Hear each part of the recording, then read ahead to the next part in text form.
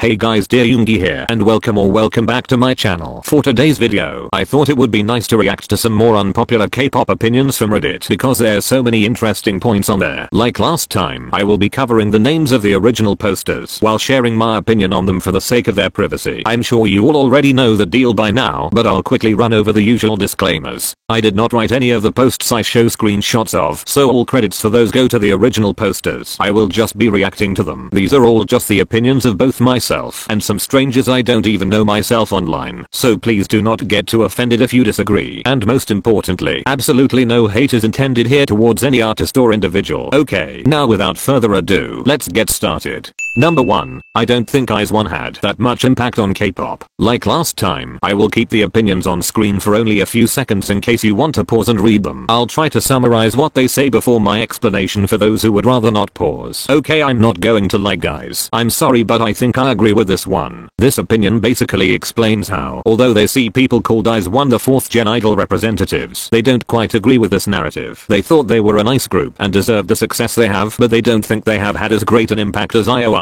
It's pretty much everything I'd say myself. Although I didn't follow the group, I did like some of their songs, but I wouldn't necessarily pin them as anything groundbreaking that changed the future of K-pop, if that makes sense. As far as groups from survival shows go, I'd agree that IOI have probably had the most impact so far, as well as one for more boy group stands. I personally don't think I'd quite put IZ*ONE up there on the same level of IOI, but I wasn't surprised that they were successful either, because all produce groups usually are. Either way, like the original poster said, I'm sure they all seemed super sweet and deserve to succeed in whatever they choose to pursue in future. Number 2. Male artists and companies are partly at fault for delusional fans.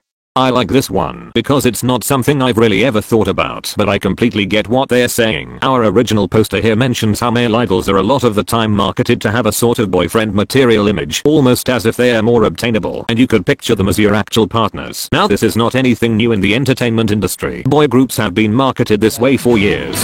5 million girlfriends, I guess, for now anyways. For all the girls out there, you can attack me. To appeal to female fans, and in K-pop we do see this happen with female idols too, but it is still more prominent with male groups. Of course, you'll always get delusional fans regardless, but I do think the fan service that male idols give sometimes does help spur on that illusion that these men are more relatable to them and that they resonate with them on more than an idol-fan relationship basis. Number 3. I would like NCT Hollywood to be diverse. This one explains how they have seen people saying they hope SM don't cast any white boys as part of the new NCT unit they will be making in the US. But our original poster believes if they are going to do this properly, then it would make sense to embrace diversity and not make it look too forced by only having Korean men in the final lineup. I know this may be an unpopular one, but I completely agree. I don't see how SM could go to the States to create a new unit of NCT without embracing the cultural diversity there. Like, I just don't see the point. If SM want to push the image that NCT are global and creating units around the world now, they can't just go to America in search of only Korean men. It's unrealistic and they could do that back home. Plus, if the trainees are willing to put the work in required to be in that position, then I really don't see a problem with it. Let's be honest, this whole idea could be a major flop and not take off, or it could be the beginning of seeing even more cultural diversity accepted in K-pop. I think it's a big move for one of the biggest companies in Korea to open its doors to more diverse trainees, and it would be a major shame to shoot down this potential progression in the industry before we've even seen what they have to offer. Number 4. There's actually 2 here, but I think I'll combine them into one. Perfect World is by far Twice's worst Japanese track so far, and Twice's Perfect World has really poor replayability. Interestingly, both of these different posts express that they don't like Perfect World by Twice for different reasons, but both bring it back to the point that the song doesn't feel very nice or easy to listen to. As somebody who hasn't followed any of Twice's other Japanese releases after only one listen of each of them, I think I can be impartial here because I understand it's hard as a stan to turn around and say you don't like a song by your faves. Out of all of Twice's Japanese releases, this is actually the one I like the most. It's more my style, so I can't agree with the parts of these opinions saying that the song is weak, because I think this image is super strong for them. The styling and aesthetic too, which to be honest these opinions also agree on. Even though this is the Twice Japanese song I like the most, I'm still not 100% sure, and I couldn't really put my finger on why until I read these opinions. I agree, I do think it doesn't exactly have replayability. I don't know, it's weird, and I'm not clued up enough in music to describe why. Maybe somebody in the comments can, but it's very dissonant.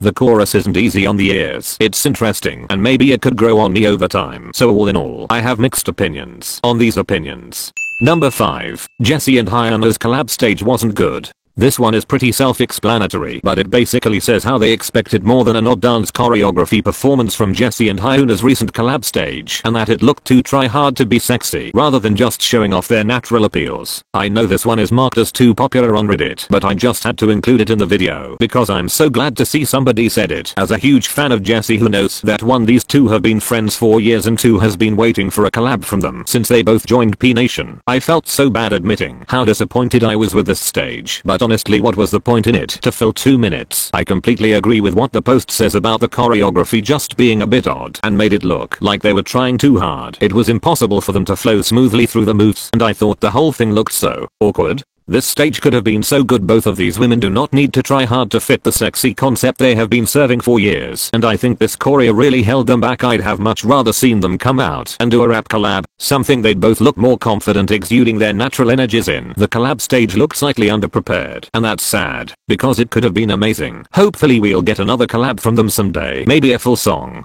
I'd love that. Number 6. We should be happy for certain idols, even if they don't re-sign their contracts. I feel like everybody should agree with this. It shouldn't be an unpopular opinion, because reality check, celebrities cannot be expected to live their life in the public eye forever. This unpopular opinion mentions how people are so often hurt when their faves' contracts expire and they don't renew them, which of course is completely understandable. But at the end of the day, we should be happy that we have the memories with them that we do, and that they can now move on to the next chapter of their careers. And honestly, I want nothing more for my faves than for them to realize what aspect of their career, life, or journey they want to explore next, and for them to embark on it if they can. Like this post says, a lot of idols are so young that when their contracts do expire, they are only in their mid to late 20s usually. These young people have their whole lives ahead of them. If they tried the idol life and decided it wasn't for them, then so be it. I'd rather them move on and find a career they enjoy than live unhappy. If they decide to explore a different area of the entertainment industry, good for them. I hope they enjoy broadening their skill range. I know this is gonna sound lame, but almost everything has an end, and the point is that when idols sign contracts, of course these will all eventually come to an end too, but I just feel as people who support these idols, even if you don't want to support them in the next stage of their lives, then we can at least respect their decision to do so. These are their lives, and we should let them live them.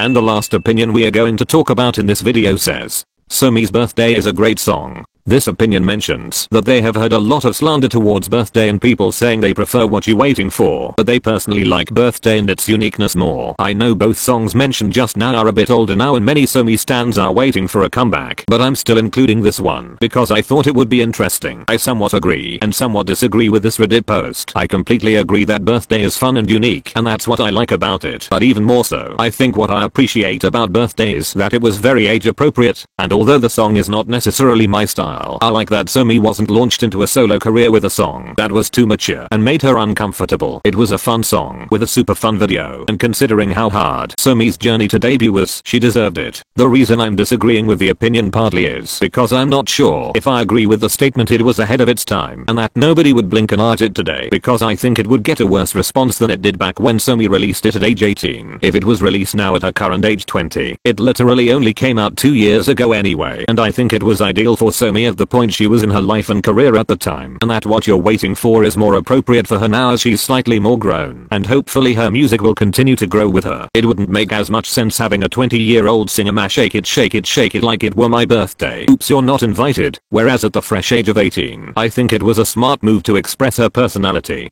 Okay, and that is it for today's video. Thank you so much for watching if you made it this far, and please feel free to comment your thoughts down below. If you liked this video, please give it a thumbs up, and if you aren't subscribed yet, hit that little red button and the notification too while you're down there to be the first to hear when I upload. I'd really appreciate that. As always, my Twitter username will be on screen. Please give it a follow. If you use Twitter, I always follow back fellow K-pop stans and love making new friends, so drop me a message if you like. I think that's everything, so I shall see you next time. Bye guys.